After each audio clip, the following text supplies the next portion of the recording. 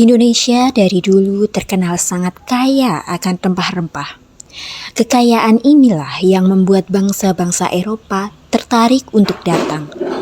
Pada tahun 1596, rombongan kapal Belanda pertama kali mendarat di Banten. Untuk menguasai perdagangan, Belanda mendirikan kongsi dagang VOC pada tahun 1602. VOC berhasil memonopoli kekayaan Nusantara selama beratus-ratus tahun.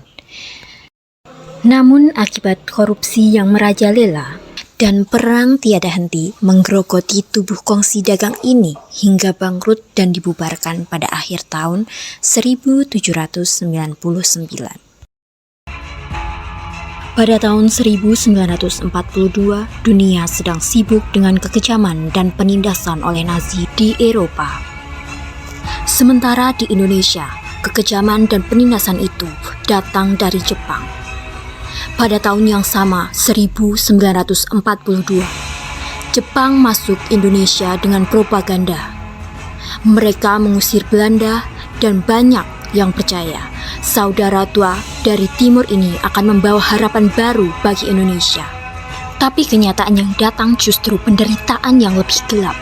Jepang menjadikan Indonesia sebagai sumber logistik, bahan bakar, tenaga kerja, dan ladang perang untuk melawan sekutu.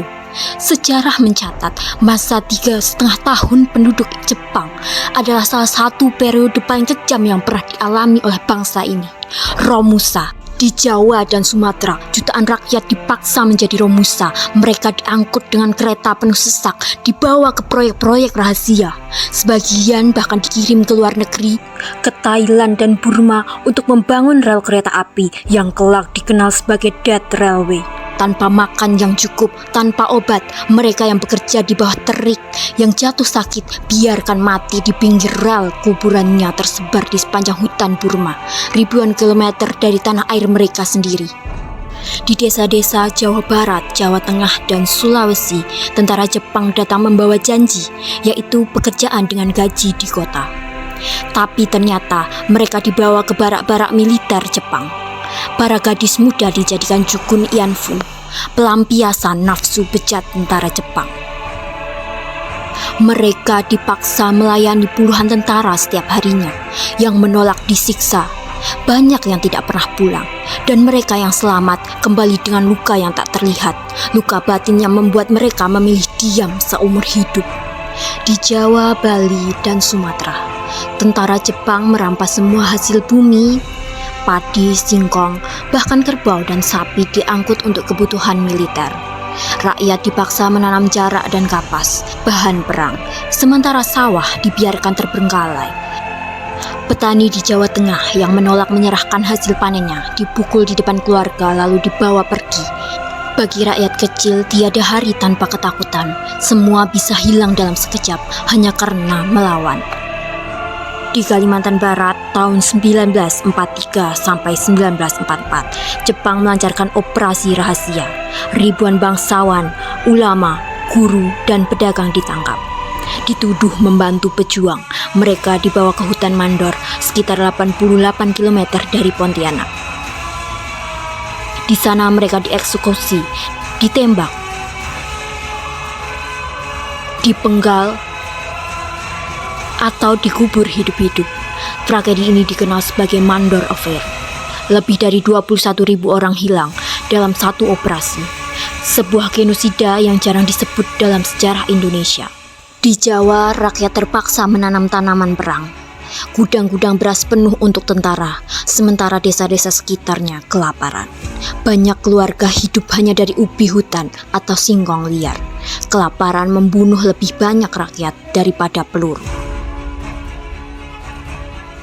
Di Pontianak, Kalimantan Barat, Sultan Syarif Muhammad Al-Qadri dan keluarganya dibantai bersama ribuan tokoh masyarakat. Dalam satu operasi, hampir seluruh elit Kalimantan Barat lenyap. Inilah bukti bahwa Jepang bukan pembebas, melainkan penjajah yang lebih bengis.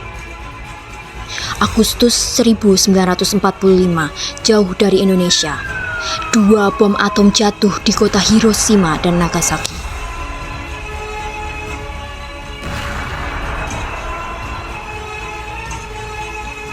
Ledakan itu mengguncang dunia, menewaskan lebih dari 200.000 orang di Jepang hanya dalam hitungan hari.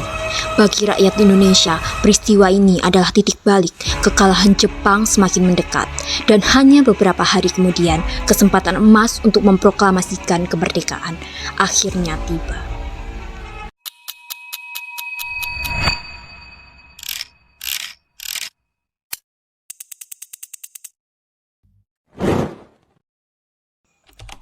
Pada tanggal 6 dan 9 Agustus 1945, bom atom meluluhlantakkan Hiroshima dan Nagasaki yang berakibat pada lumpuhnya politik dan ekonomi Jepang. Kaisar Hirohito tampil di radio Jepang untuk pertama kalinya, mengumumkan bahwa Jepang telah menyerah pada sekutu. In 1945, final defeat came to the Japanese. 3 days after the war's end, a committee of national leaders proclaimed the independence of the Republic of Indonesia, with Sukarno as president. Thus, on their own initiative, seizing the freedom promised 3 years earlier by the Dutch. With the Japanese defeated and no allied forces at hand to take over in their place, nationalist feeling swept the people of Indonesia. Yang ku dengar barusan, aku harus memberitahu Bung Karno dan Bung Hatta secepatnya. Hai Bung. Ada apa, Saril? Duduklah. Terima kasih. Saya dengar Jepang sudah mengalah kepada sekutu. Tandanya terjadi kekosongan kekuasaan di bangsa ini. Lalu? Kita harus segera memproklamasikan kemerdekaan secepatnya. Tapi apakah Bung Karno akan setuju dengan ini? Mari kita tanya beliau. Golongan muda yang mengetahui kekalahan Jepang pada sekutu berkumpul untuk menemui Sukarno dan Hatta. Golongan muda yang dipimpin oleh Wikana, Sukarni, Khairul Saleh, dan Darwis menuju rumah Sukarno di Jalan Pegangsaan Timur, Jakarta, untuk mendesak Sukarno agar segera memproklamasikan kemerdekaan. Assalamualaikum. Waalaikumsalam.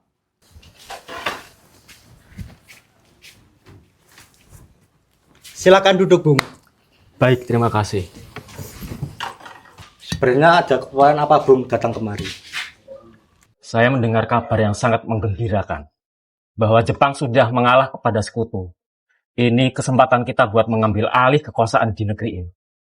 Bagaimana menurut Anda? Itu merupakan kabar yang baik bagi kita. Tapi maksud Anda apa, Bung? Maksud saya, Jepang tidak lagi berkuasa atas bangsa ini. Oh, baik, saya mengerti.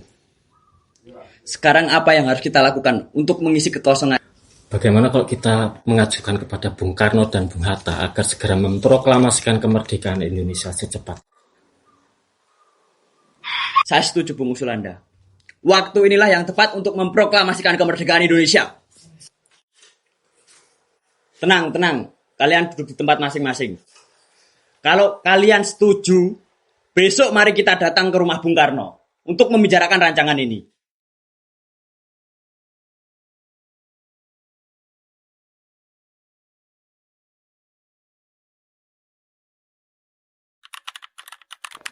Keesokan harinya, pada tanggal 15 Agustus 1945, para pemuda mendatangi rumah Sukarno dengan maksud memberitahukan Sukarno tentang keinginan para pemuda untuk segera memproklamasikan kemerdekaan.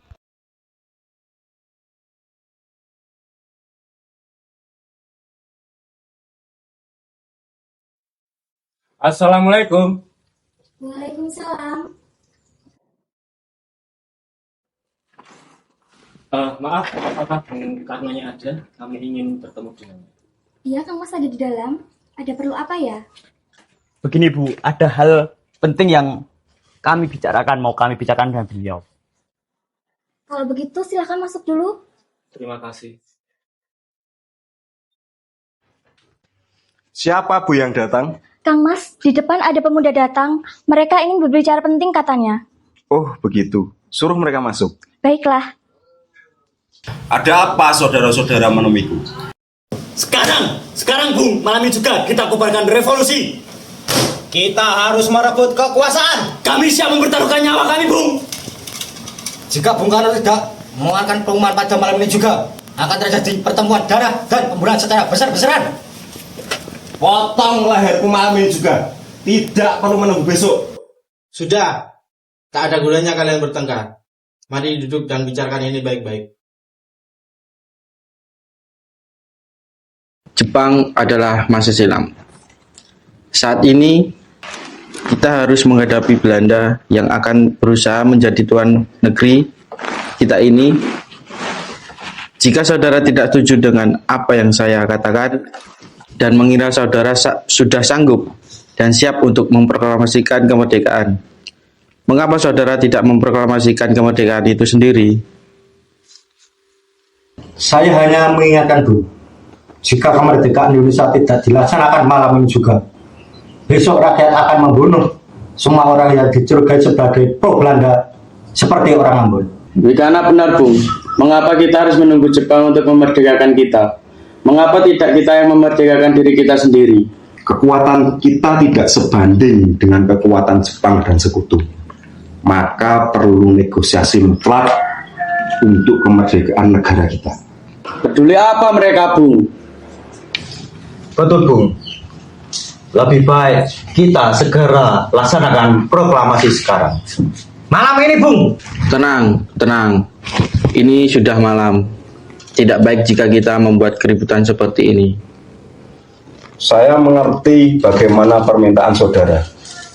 Tetapi saya tidak dapat mengabulkan permintaan saudara. Karena saya takut akan ada lagi banyak korban jiwa.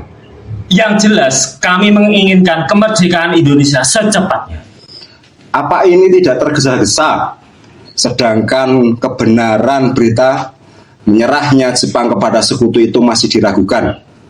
Lebih baik kita cek dahulu dari sumber yang benar. Jadi usulan kami belum dapat disetujui, Bung.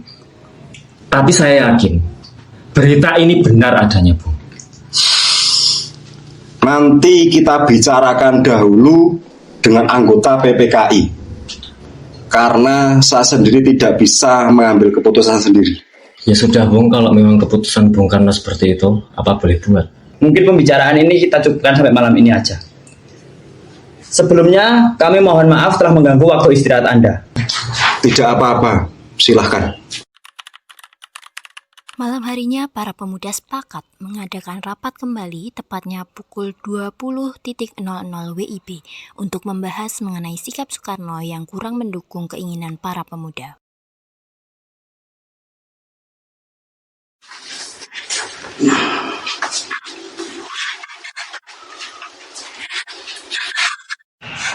Silahkan duduk. Maaf, Bung, lagi-lagi kami mengganggu waktu Anda. Tidak apa-apa. Lalu, apa yang ingin kalian bicarakan? Begini, Bung. Tahukah Anda bahwa kami semua ini ingin segera memproklamasikan kemerdekaan bangsa ini? Ya, saya tahu. Kalian begitu menginginkan Indonesia segera memproklamasikan kemerdekaan. Saya juga menginginkan. Lalu kenapa Bung Karno tidak setuju dengan usulan itu? Saya tidak bisa seenaknya menyetujui usulan Anda tanpa mengadakan rapat dahulu dengan anggota PPKI. Saya berharap Bung tidak akan mengadakan rapat dengan anggota PPKI. Karena yang saya takutkan nanti Jepang malah mengetahui rencana ini, Bung. Kita tahu kan PPKI memang dibentuk oleh Jepang? Ya, saya tahu itu. Bahwa memang PPKI itu dibentuk oleh Jepang. Tapi itu merupakan satu-satunya jembatan kita untuk memproklamasikan kemerdekaan Indonesia. Tapi kami tidak ingin Jepang ikut campur dalam rancangan ini. Jadi maksudnya kita memutus segala ikatan dengan Jepang, begitu? Ya, begitu. Tetapi saya tidak menyetujuinya.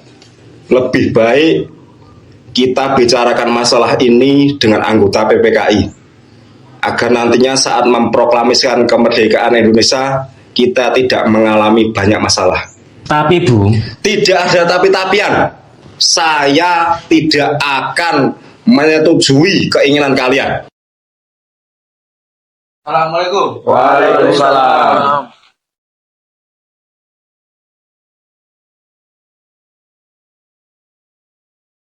Silahkan duduk, Bung. Terima kasih.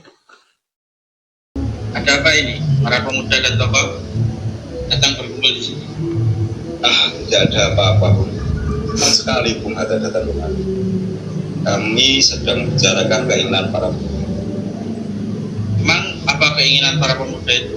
Yang saya dengar, kalau tidak salah, mereka ingin memproklamasikan kemerdekaan Indonesia. Ya, benar sekali. Itu yang mereka inginkan. Tapi yang saya tidak setujui karena terlalu tergesa-gesa. Gimana kalau kita hentikan dulu masalah ini tanpa para pemuda? Kita renungkan bersama para tokoh tua. Baiklah, saya setuju. Tapi bagaimana dengan para pemuda ini?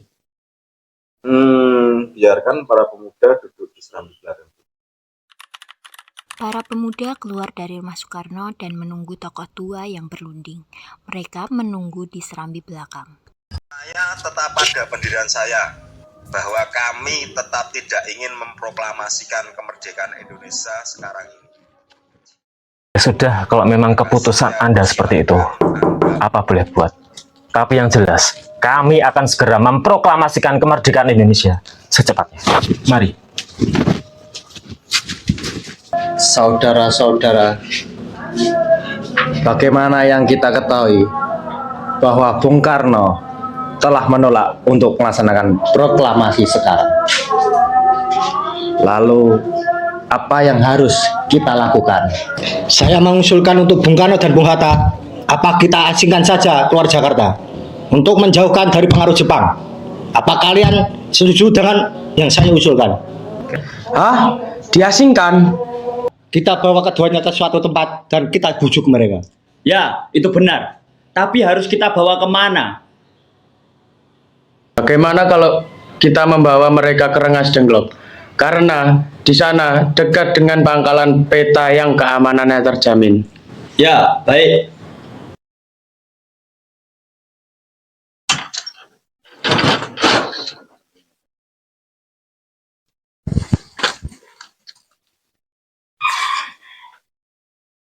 Mari silakan duduk semuanya.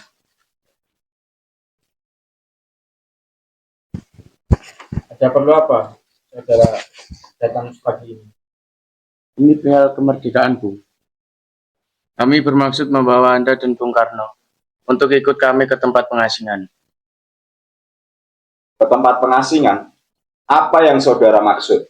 Kami akan membawa kalian ke tempat pengasingan, upaya untuk menghindari bentrok antara rakyat dan Jepang. Baik, kami akan ikut.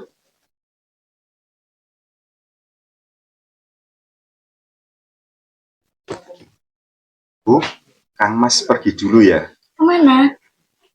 Ini mau sama pemuda, mau ke Karawang. Bolehkah saya ikut? Saya merasa akhir-akhir ini perasaan saya tidak enak terhadap Kang Mas. Baiklah, ayo cepat. Maaf, Bung. Apakah sudah selesai bicaranya? Sudah. Kalau begitu, sekarang kita berangkat. Baiklah, mari kita berangkat. Akhirnya mereka meninggalkan rumah Soekarno dan langsung menuju Rengas Dengklok di Karawang. Di sana para pemuda sudah berkumpul menunggu kedatangan Soekarno dan Hatta. Setelah lama di perjalanan, akhirnya mereka sampai di sebuah rumah. Di sana Soekarno dan Hatta terus didesak oleh para pemuda. Namun ternyata sungguh besar wibawa mereka berdua, hingga para pemuda menjadi naik pitam. Sekarang jelaskan kenapa kita di sini. Maaf, Bung, atas kelancangan kami. Ini demi keselamatan Anda. Kami ingin membicarakan masalah proklamasi kembali. Memang benar adanya. Kita semua berpendapat, mengapa menunggu dimerdekakan oleh Jepang? Mengapa menunggu hasil sidang PPKI? Kalau kekuatan kita sendiri bisa untuk memproklamasikan Indonesia. Pendapat itu benar. Namun kita masih terlalu dini untuk memproklamasikan kemerdekaan. Selain itu, kita masih belum siap dan masih membutuhkan bantuan dari Jepang untuk merdeka. Bagaimana bila perkataan Jepang tentang kemerdekaan bangsa kita hanya janji manis belaka? Apa yang akan Anda lakukan? Apakah selamanya akan menunggu janji itu, Bung? kita harus segera melaksanakan kemerdekaan sekarang juga. Demi rakyat yang sudah terbelenggu oleh tanah air mereka sendiri. Mereka berhak bebas dan sekaranglah saatnya. Tenang saudara sekalian, kalian semua harus tenang. Mari kita selesaikan semua ini dengan kepala dingin. Sementara itu, hilangnya Soekarno dan Hatta menimbulkan kepanikan para pemimpin Jakarta. Peristiwa ini juga baru diketahui oleh Ahmad Soebardjo, dan kemudian ia bergegas menemui Soekarno dan Hatta. Ahmad Soebardjo menemui Wikana, salah satu tokoh muda yang tidak ikut ke Rengas Dengklok, untuk mendapatkan informasi keberadaan Soekarno dan Hatta.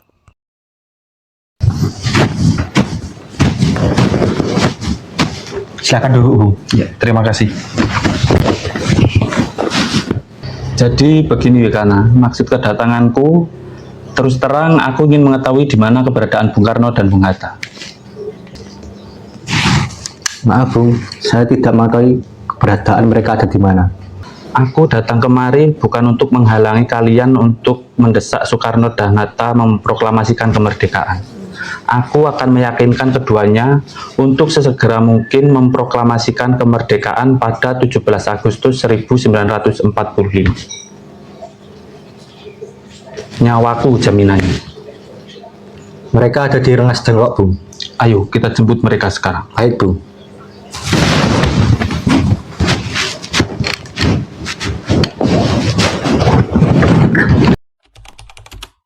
Selesai perundingan di Rengas Dengklok, Soekarno, Hatta, Singgih, dan golongan muda kembali ke Jakarta. Mereka berencana menggunakan kediaman Laksamana Maeda sebagai tempat perumusan naskah proklamasi. Maaf Bung, mengganggu waktu Anda malam-malam begini. Kami ingin meminjam ruangan Anda untuk merumuskan proklamasi kemerdekaan. Benarkah itu? Benar. Kalau begitu, masuklah. Saya turut gembira mendengar berita ini. Baik, terima kasih. Silakan gunakan ruangan yang kalian inginkan. Saya ingin beristirahat lebih dahulu.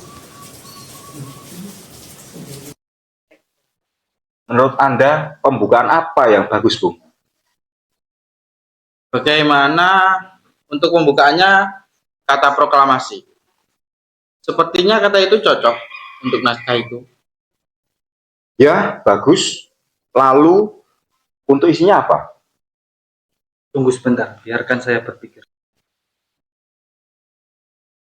Bagaimana kalau begini? Kami bangsa Indonesia dengan ini menyatakan kemerdekaan Indonesia. Itu bagus. Karena naskah ini menyatakan kemerdekaan bangsa kita. Itu kan bagian dari pembukaan. Sekarang isinya bagaimana? Saya sudah berpikir begini. Hal-hal yang mengenai pemindahan dan kekuasaan dan lain-lain diselenggarakan dengan cara seksama dan dalam tempo yang sesingkat-singkatnya. Ya, bagus. Semua sudah selesai. Jadinya seperti ini. Alhamdulillah, akhirnya selesai juga. Ya sudah, ayo kita menghampiri para pemuda. Ir Soekarno pun membacakan hasil perumusan naskah proklamasi di depan para pemuda. Para pemuda merasa ada beberapa kata atau kalimat yang perlu diubah kembali. Akhirnya mereka merundingkan kembali naskah tersebut bersama para pemuda. Kemudian mereka melakukan sedikit perubahan pada naskah proklamasi itu. Setelah selesai melakukan sedikit perubahan, kemudian Soekarno menyuruh Sayuti Melik mengetik naskah proklamasi. Ada apa, Bung? Duduklah kamu. Maaf, Bung. Apakah kamu bisa mengetik naskah ini? Ya, saya bisa. Baiklah, tolong ketik dengan cepat. Baiklah.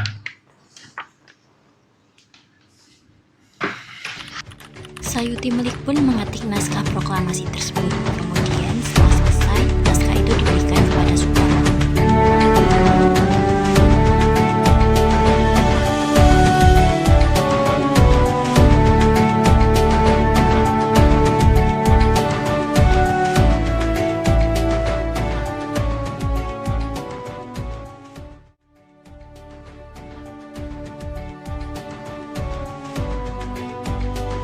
selesai.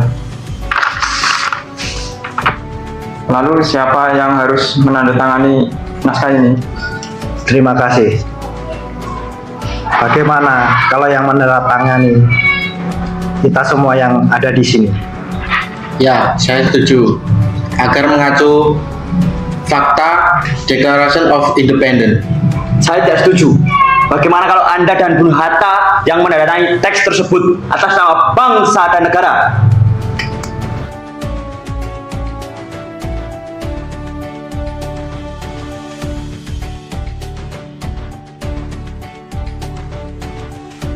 Kami sudah menyiapkan tempat, kita akan membacakan teks proklamasi ini. Di mana? Di lapangan Ikada. Saya menolak. Kenapa Anda menolak? Karena kalau kita membacakan naskah di lapangan Ikada, pasti akan timbul bentrokan dengan tentara Jepang. Bagaimana kalau kita membacakan teks proklamasi ini di rumah saya? Saya setuju. Mungkin dengan ini tentara Jepang tidak akan mengacaukan proklamasi kemerdekaan Indonesia. Setuju. Kami semua sudah lelah. Sebaiknya kami pulang terlebih dahulu. Ya sudah Tuan, kami permisi dulu.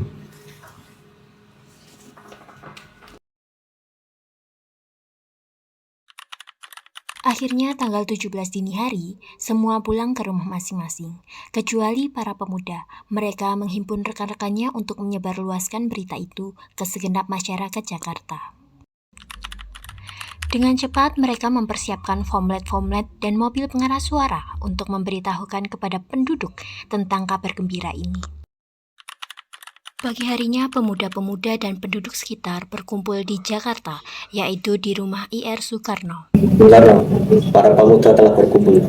Mereka sudah tidak sabar mendengarkan Anda membacakan naskah proklamasi. Tunggulah sebentar, Bung Hatta belum datang. Saya akan menunggu Bung Hatta terlebih dahulu. Ya sudah, jangan terlalu lama. Kami sudah tidak sabar. Bung Karno, apakah kita akan melakukan pengibaran bendera merah putih? Ya haruslah, itu kan sebagai simbol kita telah merdeka. Betul. Ya sudah, biar saya yang mengurus benderanya. Saya akan segera menyuruh Fatmawati untuk menjahit secepatnya. Sudahlah, biar saya yang akan mencari yang benderanya. Ya, silahkan. Tolong panggilkan Fatmawati kemari. Baik, Pak. Ada apa Kang Mas memanggil saya? Bu, tolong jahitkan bendera merah putih sekarang. Bukankah Ibu masih punya kain merah putih? Entahlah, tapi seingat saya kain itu sudah Ibu buat rok. Pokoknya Kang Mas minta sekarang jahitkan benderanya. Baik. Kemudian Fatmawati mencari kain untuk dijahit menjadi bendera merah putih. Tidak lama kemudian Muhatta datang tepat pukul 19.45 WIB.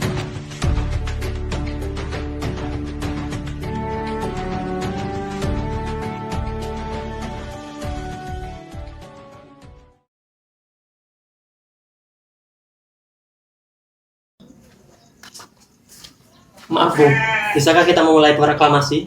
Ya, bisa. Mari kita ke halaman depan.